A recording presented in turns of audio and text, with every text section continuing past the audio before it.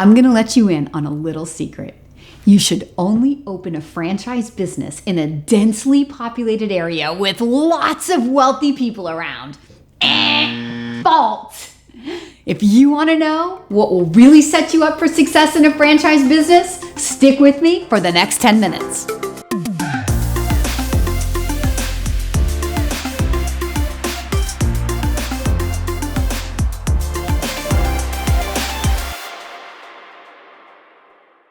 It's a common misconception that territories make franchises successful.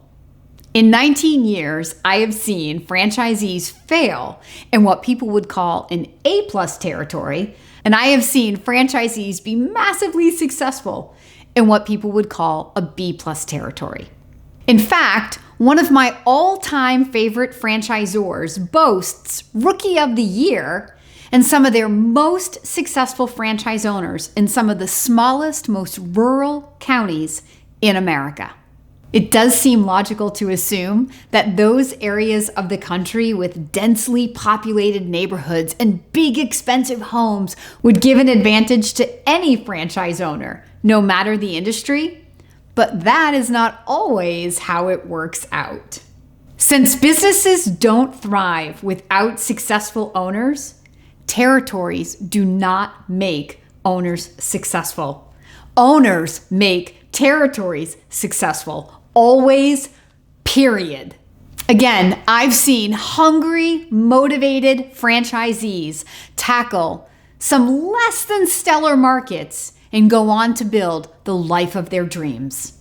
Rather than assuming that a certain area is not the right market for a business, or assuming that the franchisor is just trying to sell you a territory that isn't going to help you be successful. Remember, the franchisor is not the enemy. So rather than assuming that, let's ask the question to the franchisor. They are your partner in this process. They don't want to sell you a territory that isn't going to work. When you say yes to the business, the relationship begins. If you say yes, and you are miserable the entire time that you own this business, who does that benefit? It makes everybody miserable. When we are exploring a franchise, it's important that we lean on the franchisor's understanding of who their customer is. They should have a customer avatar that they can define to you with clarity. And with their marketing, they're going to be able to help you find that right customer in that territory. It's the execution of that plan that will make an owner successful, not a good territory. Some franchises do thrive in smaller markets. Some even thrive in a lower income area. But then there are others that really do require those big, densely populated neighborhoods with big, expensive homes. But ultimately, it's up to the franchisor to define to you what makes a good territory. And then during your due diligence process, to go out and to validate with the existing franchise owners who are operating their businesses in all types of territories, to then validate to you that it's you and your execution of the plan that's going to determine your success more than the territory itself. If you are investing in a pioneering brand such that you have what I would argue is one of the best advantages in franchising, which would be the first to market advantage, there isn't going to be a track record of success, but what there is going to be is wide open territory. So you can come in and you can carve out, you can cherry pick the best neighborhoods and the best demographics in that area so that you feel like you're setting yourself up optimally for maximum success. But if you don't show up and execute the plan, it doesn't matter how amazing these territories are. Businesses do not thrive because of a good territory. They thrive because of great owners. If you are looking at a more established brand that might already have franchisees in a market, you may be left looking at a map of where the territories are sold and what's available.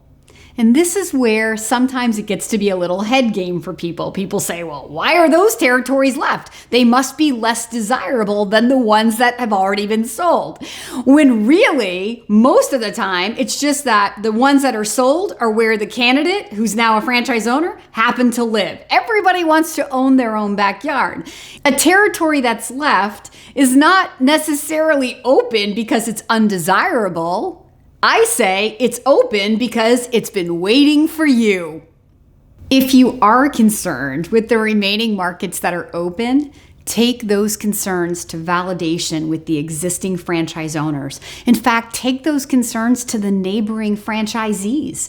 Knowing what they know about the business, would they buy that territory?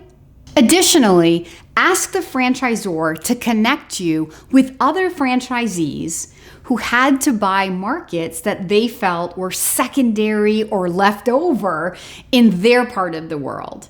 If those franchisees will validate to you that those assumptions they had in the beginning were wrong, and that knowing what they know now, the market that they got is absolutely perfect and they would 100% do it exactly the same again, then chances are the market that you're looking at, if you feel like it's less than optimal, is probably going to be perfect for you. Of course, some territories are always going to be the most desirable ones for every franchise business. But listen, those are going to be the territories that sell first. So if you want those territories, you're probably going to have to be the pioneering franchisee looking at a new, younger brand so that you get that first to market advantage where you can bring that new brand to those territories. The risk factor in that is a little bit higher because there's going to be less proof in a pioneering brand. But if territory is that important to you in some markets of the country, then you're going to have to get over the risk in order for what you're deeming as the reward, which is that golden territory. But ultimately, don't forget, if you don't show up and work the plan, it doesn't matter how amazing that territory is, because without you, the territory will not work the business. I once worked with a candidate who was not a super pioneering personality. So he lived in a very upscale suburb of Dallas, but he didn't want to be first to market. He was looking at a more established brand because he wanted a track record of history. That was most important to him.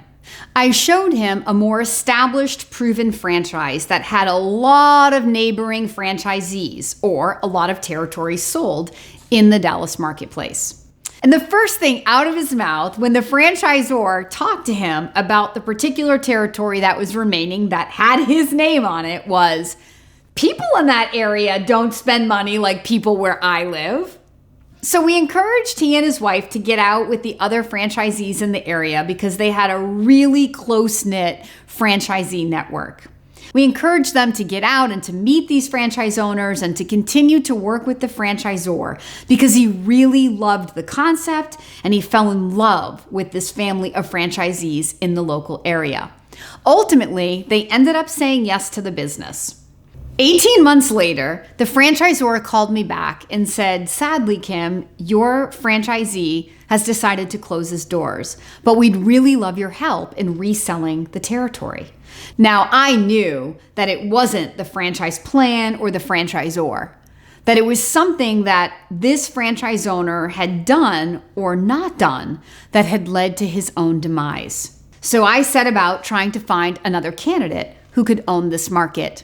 The second person that I found happened to live in that territory. So he didn't have any of the head trash that market wasn't as good as another market. He was ecstatic to be able to own a business and leverage his family and friends, the community that he lived in. That second franchise owner that I placed in that territory went on to become Rookie of the Year, building nearly a $1 million business in a territory that the first person I placed would have told you was the reason he could not be successful. To further this story, the first owner that I placed was probably arguably a better candidate on paper.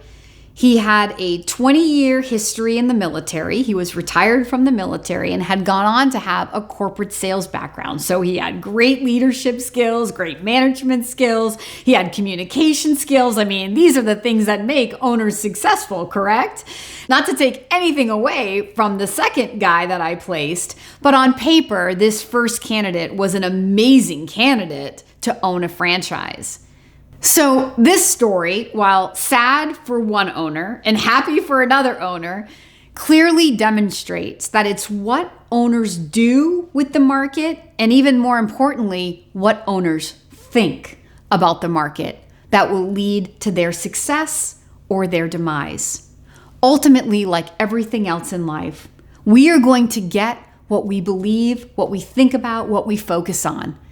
This story taught me that if a candidate puts up a real strong objection about a territory, in most cases today, I will encourage that candidate to walk away from that opportunity and let's just find something better. Because I saw clearly that what the candidate believed to be true from the beginning is what ultimately he made true. I don't want to do this to hurt anybody. I want to do this to help you. I want to set you up for maximum success. I want you to set your own self up for maximum success. So if you are exploring a franchise and you have doubts about whether the territory is a good one, doubts that even through validation with existing owners just continue to plague you and they won't go away, I would probably say find another franchise concept. If you love the franchise and everybody around you is encouraging you and supporting you and telling you that that territory is good, you might just have to open your mind, let go of your assumption, and move forward. But in the end, the most important factor to your success is what you think and believe. So territories do not make successful businesses. Owners make successful businesses. But how you think and how you feel is going to control what you're willing to do. So be honest with yourself in your due diligence and make sure that when or if you're saying yes, that you've made peace with the territory so that you can go on to live the life of your dreams. If you would like to discuss the territories that are available for a franchise that you may be looking at, or better yet, you want the Daly Coach to help you find a business with wide open territories right where you want to be, I encourage you to leave a comment below or reach directly out to the Daly Coach. For more coaching tips and advice just like this, don't forget to like and subscribe.